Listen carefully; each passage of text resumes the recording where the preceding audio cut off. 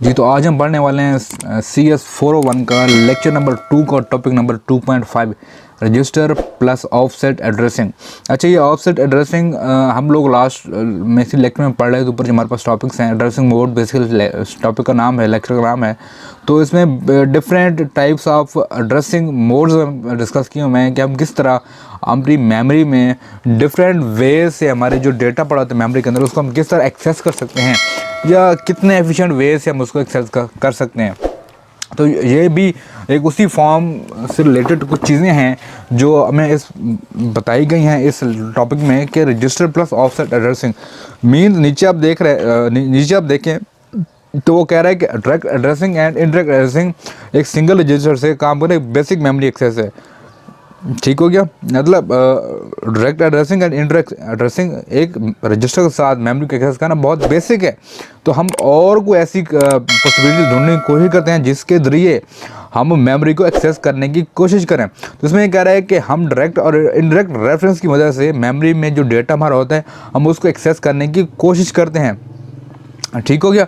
And नीचे ये theory आप बैठ के पढ़ेंगी तो होप सो आपको ऐसा ऐसा इसकी चीज़ें समझ आ जाएंगी। मैं नीचे डायरेक्ट आऊँगा नीचे इसका 2.8 एग्जाम्पल पर कि एग्जाम्पल में इसने क्या किया और क्या कुछ बताया हुआ है। अब देखें, हमारे पास जो पहली जो एग्जाम्पल दे रहा है वो कह रहा है कि प्रोग्राम यूजिंग 10 नंबर्स ऐड करना है 10 नंबर को using register plus offset addressing.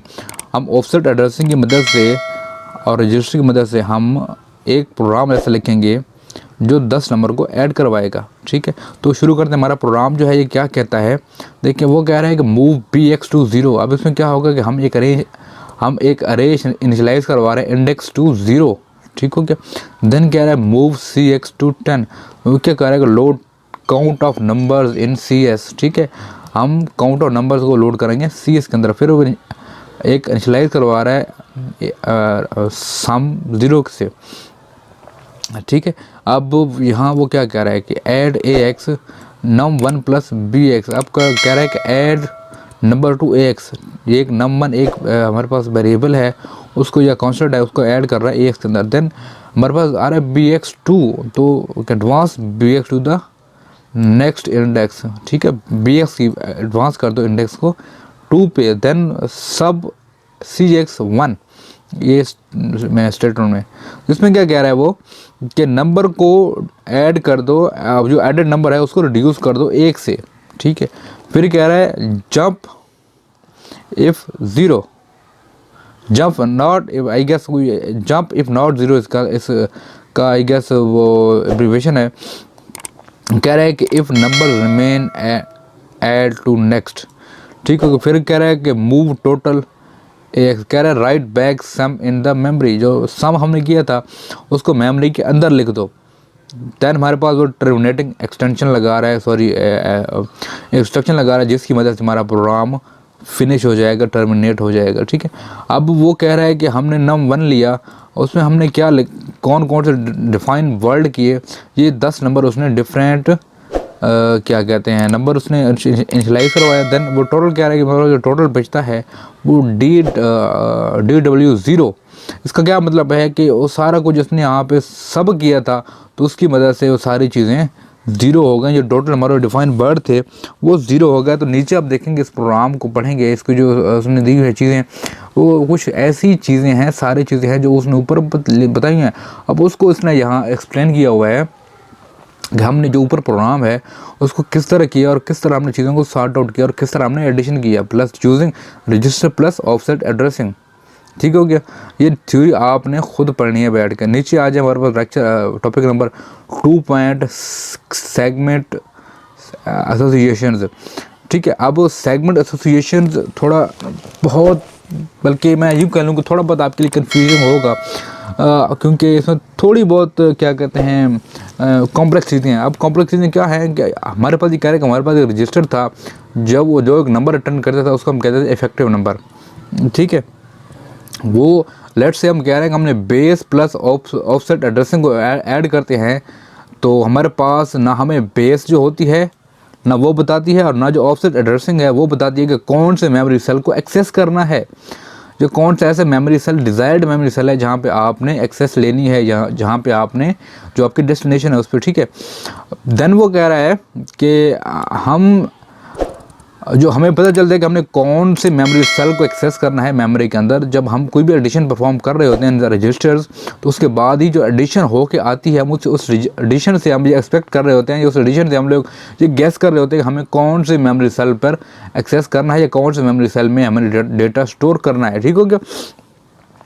And फिर वो कह रहा है कि हमारे पास कुछ ऐसे रजिस्टर होते हैं जिनकी मदद से हम क्या कहते हैं ये करते हैं चीज़, जिससे हमें जो हमारा मेमोरी सेल होता है, हम उसको जो डिज़ायर्ड मेमोरी सेल होता है उसको हम एक्सेस करने की कोशिश करते हैं। ये वो सारी थ्योरी है इसके अंदर, वो आपने बैठ के रीड करनी है। आई होप सो आपको चीज़ें समझ आ जाएंगी। इसमें कुछ ज़्यादा मतलब इतनी डिफ़िकल्ट चीज़ें नहीं हैं कि जो आपको समझ आए। जस्ट इसने यहाँ पे ये किया हुआ है, इस बड़ी सारी थ्योरी मैं आपको बताता हूँ कि इसमें उसने क्या बयान किया हुआ है। उसमें एक एग्जाम्पल ली हुई है कि हम किस तरह हमारी जो डिज़ायर्ड मेमोरी होती है, हम उस तक, ये मेमोरी सेल होता है, हम उस तक रसाई हासिल करते हैं, उसको हम एक्सेस करते हैं, ठीक है। मेन बात क्या कहते हैं, हमारे पास जो मेमोरी सेगमेंट की थी, सेगमेंट एसोसिएशन की थी, वो ये थी कि हमारे पास अगर लेट से हम कह रहे हैं बेस या ऑफसेट एड्रेसिंग है, तो ना हमें बेस बता दिया ना हमें ऑफसेट एड्रेसिंग इस बारे में बता दी कि कौन सा डिज़ायर्ड मेमोरी सेल है जहाँ पे हमने एक्सेस लेनी है, ठीक है। वो हमारे लिए बेस लेस हैं, मीन्स हमारे लिए वो कोई मायने नहीं रखते अगर वो हमें यही ना बता पाएँ कि आपने कौन से मेमोरी सेल में एक्सेस लेनी है, ठीक हो गया। देन वो कह रहा है कि हमें किस बात से पता चलता है कि हमें कौन से मेमोरी सेल को एक्सेस करना है। तो हमारे पास जब हम कोई भी 2 एडिशन परफॉर्म कर रहे होते हैं, तो हमारे पास जो रिज़ल्ट आता है एडिशन का, तो उसको हम कहते हैं इफेक्टिव नंबर, ठीक है। अगर हम कोई 2 नंबर उनको एडिशन कर रहे हैं, तो उनके जो रिजल्ट आता है एडिशन का, उसको हम कहते हैं effective number. Sorry this is, मैं बताना भूल गया कि ये इफेक्टिव नंबर की डेफिनेशन है, आपने इसको याद करना है। MCQ शॉर्ट क्वेश्चन इसमें से आ सकते हैं, ठीक है।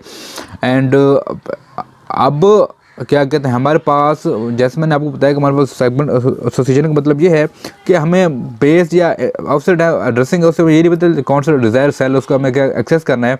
तो इसलिए हम जो एडिशन होती है, एडिशन के बाद जो रिजल्ट आता है, हम उसको अपने इफेक्टिव नंबर से हम उसके गेस करते हैं हमने कौन से मेमोरी सेल को एक्सेस करना है। ये वो सारी चीज़ें हैं जो ऊपर लिखी हुई हैं। ये थ्योरी आप बैठ के पढ़ेंगे तो होप सो आपको अंदाज़ा हो जाएगा, ठीक है।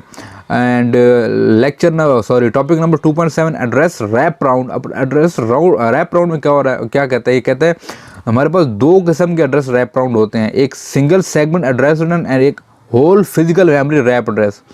2 किस्म के हैं, single segment and whole memory physical memory wrap address wrap round. ये आपने इनकी टाइप से याद रखनी है, ठीक है।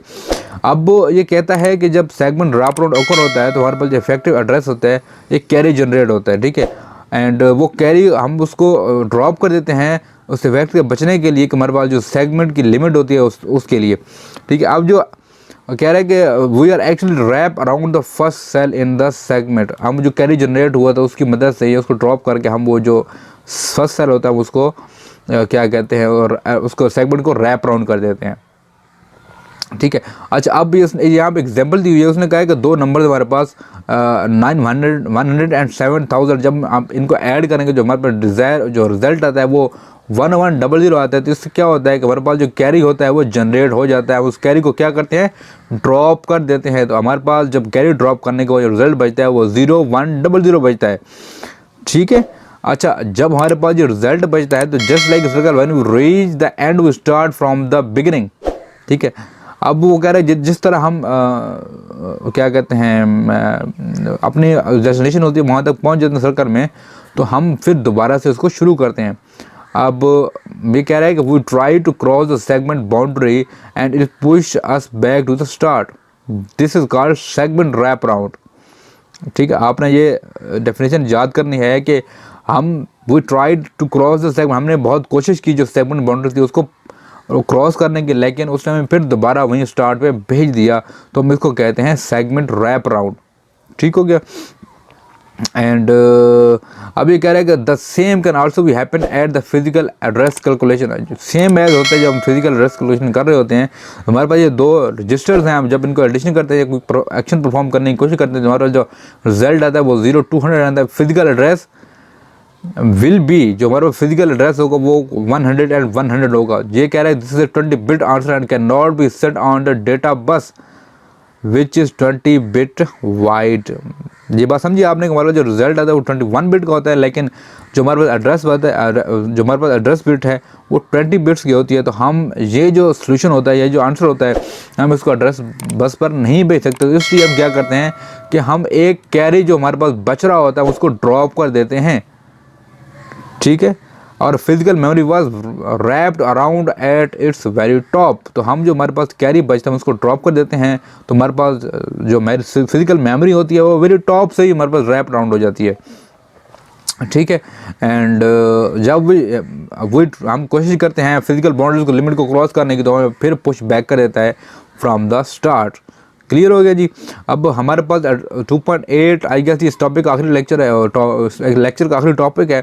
इसमें ये बता रहा है कि एड्रेसिंग मोड की जो हम लोग समरी है वो पढ़ते हैं कि हमने इस लेक्चर में क्या कुछ पढ़ा।